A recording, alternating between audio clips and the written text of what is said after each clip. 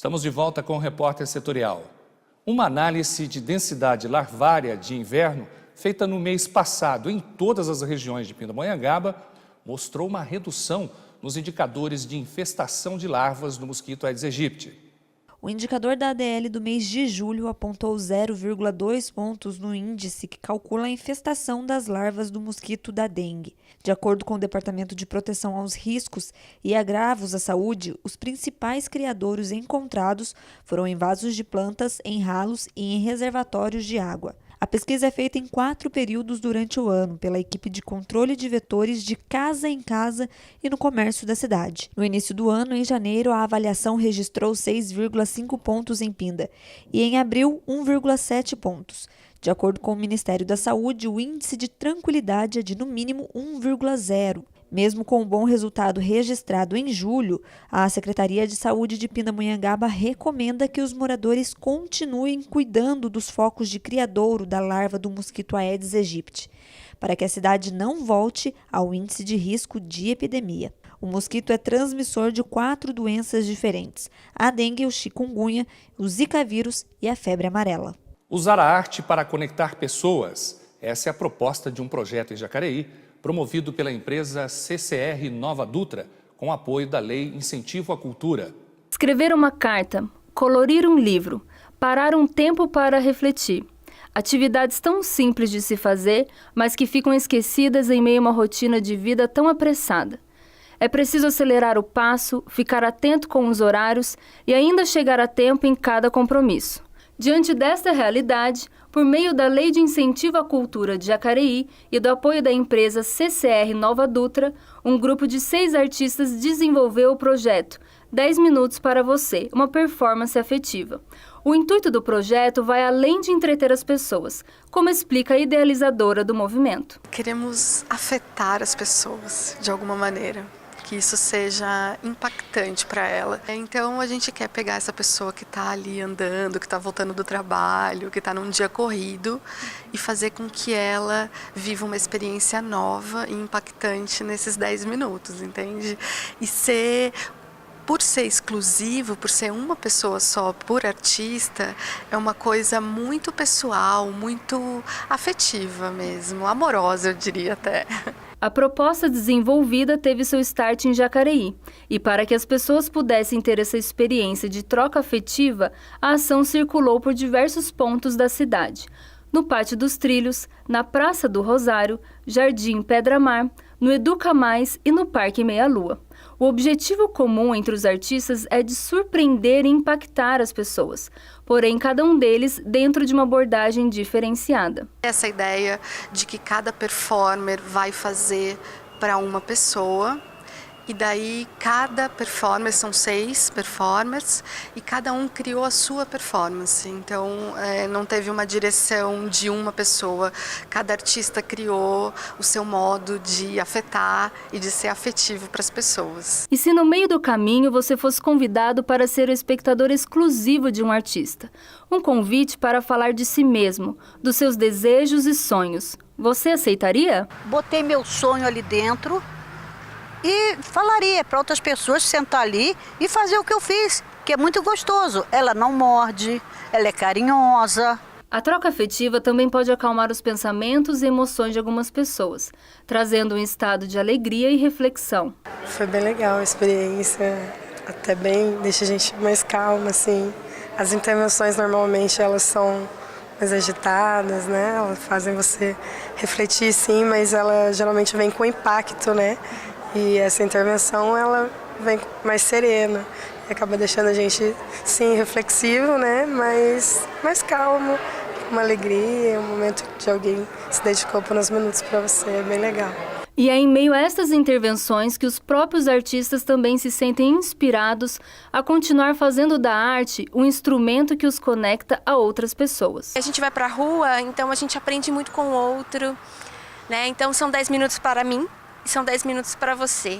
Então, a todo tempo tem sido experiências incríveis que têm chegado para mim, enquanto atriz e enquanto pessoa também. Então, eu faço um resgate para que a pessoa possa olhar para si e cultivar o seu jardim interior, pisar na terra, pensar e plantar os seus sonhos e enterrar os seus medos. Então a performance ela fala sobre isso, que todos nós somos um jardim e que nós precisamos cuidar deles. Por algum motivo a gente sabe, as trocas afetivas elas são coisas muito importantes para nós, e quando acontece uma troca verdadeira dessa, o que a gente fica é a gratidão da pessoa, é um carinho que a gente recebe.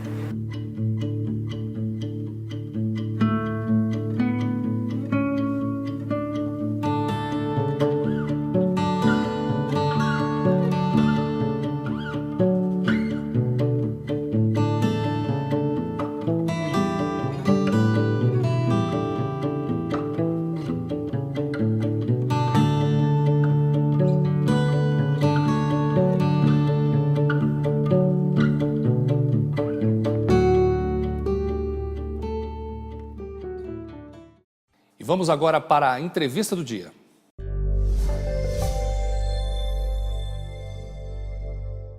Existem regiões, cidades que têm um foco muito centralizado em determinada atividade. Nós aqui no Vale do Paraíba temos uma vocação metalúrgica, né? E principalmente metalurgia voltada para a indústria automobilística. Essa indústria tem altos e baixos. Uma hora vende muito, aí produz muito e tem muitos empregos. Outra hora vende pouco, produz menos e bota muita gente na rua. E aí, será que quando acontece essa crise é hora de entrar em ação a economia criativa? Nós vamos falar sobre esse tema hoje. Estamos recebendo o professor Edson Trajano.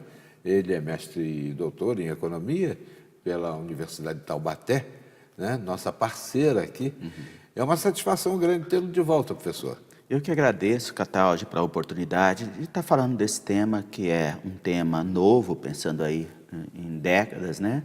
E economia criativa, sempre uma alternativa pensando para o processo de desenvolvimento.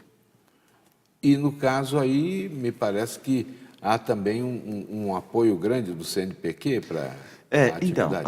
Na Universidade de Taubaté, nós fizemos 2 projetos de pesquisa com apoio do CNPq, que é o Conselho Nacional de Pesquisa, né, que financia alguns projetos nacionais, e eles acharam relevante financiar o projeto ligado à economia criativa como alternativa para o desenvolvimento. Então, é sempre uma oportunidade de agradecer um país que falta recursos para pesquisa, mas o CNPq, nesses projetos que acham relevante, tem dado um apoio, e nós agradecemos esse apoio do CNPq nesse projeto, juntamente com a Universidade de Taubaté.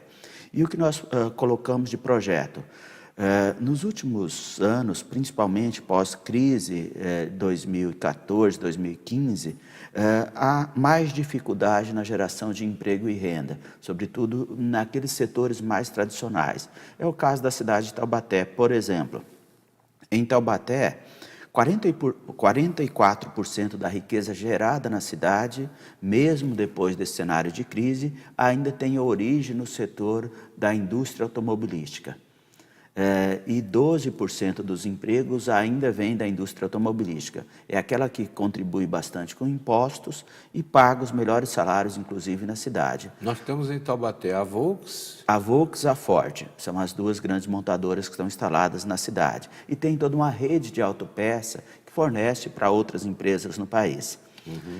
Só que é importante... E talvez até para a própria Volks e para a própria... Isso, fornece para as 2 empresas da cidade e para outras, como a General Motors, em São José dos Campos, Pindamonhangaba, todo o Vale do Paraíba, tem todo um complexo ligado ao Jacareí setor... também. Jacareí, tem a Sherry. Isso, exatamente. Todo um complexo ligado à indústria automobilística. Mas a grande dificuldade que nós temos aqui é essa especialização. Essa especialização leva a esse bom desempenho desse setor em alguns momentos, mas também tem uma flutuação muito grande. Por exemplo, a cidade de Taubaté, durante a crise econômica, perdeu 17% dos seus empregos, sobretudo no setor industrial. E aí tem um efeito multiplicador sobre outras atividades econômicas. Então, nós temos que pensar a alternativa para não ter também uma grande dependência desse setor. Nós temos que lembrar, por exemplo, em 2012, com a redução de IPI, nunca se vendeu tanto carro no Brasil, de 2010 a 2012. E aí, consequentemente, nossa região gerou muito emprego e renda e teve um efeito multiplicador para outros setores de atividade. Já após 2015, com a redução nas vendas de carro no Brasil, a região foi uma das que mais sofreu com a crise. Então, e quando falamos de economia criativa, é interessante destacar aqui, é pensar em atividades econômicas onde a criatividade humana seja a principal fonte de matéria-prima. Mesmo no setor industrial, por exemplo, quando eu penso lá numa fábrica de carro, toda vez que você tem um processo de modernização da produção, com mais robôs na linha de montagem, esses robôs são capazes de gerar emprego e destruir empregos. Só que qual é o grande problema? Vai gerar emprego na localidade onde são fabricados esses robôs. E destrói empregos, normalmente aqui no Brasil, onde nós colocamos esse robô na linha de produção. Então, quando falamos de economia criativa, um dos ramos da economia criativa é essa produção de tecnologia. Por exemplo, em São José dos Campos, nós temos o Parque Tecnológico, que atende o Vale do Paraíba como um todo. Nesse Parque Tecnológico, nós temos várias ações de economia criativa, pensando em novos produtos, novos processos. E esses produtos e processos são capazes de gerar emprego e renda, inclusive emprego e renda de boa qualidade. Então, quando falamos em economia criativa, nós temos que pensar nessas ações. Não só isso, mas vários outros setores. Por exemplo, há 30 anos, quando se pensava em uma empresa como Google, Facebook... Nem se pensava. Nem se pensava. E hoje são empresas que têm um papel fundamental na economia, mesmo com a queda do Facebook nos últimos meses. Mas, mesmo assim, são outras tecnologias que vão nesse sentido. E só nessa introdução geral, pensando, tem outros segmentos. Por exemplo, no projeto nós trabalhamos em Taubaté. Taubaté é a capital nacional da literatura infantil. Tem todo um aspecto ligado à cultura, tem todo um distrito de Quiririm que trabalha com gastronomia. Então, nosso projeto focou muito mais nesse campo do turismo ligado à economia criativa também. Ou seja, qual a alternativa? Quantos empregos geram? Num levantamento feito pelo NUPS, Núcleo de Pesquisas Econômicas e Sociais da Universidade, nós apontamos lá que 12% dos empregos na cidade de Taubaté estão alinhados a essa economia criativa. De acordo com o Ministério do Trabalho, esse percentual é 2%. Porque quem trabalha com cultura, com gastronomia, nem sempre tem uma carteira assinada. Então, esses números da economia criativa ligada à cultura, eles estão subdimensionados. Pega o mercado informal também, Isso, né? Agora, professor, é uma coisa importante, relevante, né? Porque o sujeito trabalha lá com a metalurgia, com o setor automobilístico, tem já uma experiência, mas aí perde o emprego. E aí o redirecionamento desse cidadão para setores da economia criativa vai contar com o quê? Vai ter um curso de especialização, o Sistema S pode ajudar, Senai, Sesc, Senac? Sim, e acho que aí que é importante, né? Nessa formação de mão de obra para esses outros setores de atividade. Mas mais do que isso, Cataldi... Vou pedir então para o senhor avançar no tema na volta da entrevista. Sim.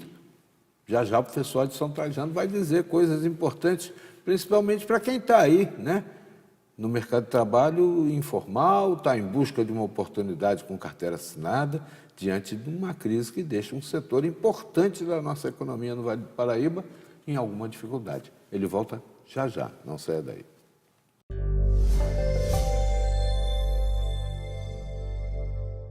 Gastos com acidentes de trabalho já ultrapassam R$ 1 bilhão em apenas 3 meses. Confira depois do intervalo.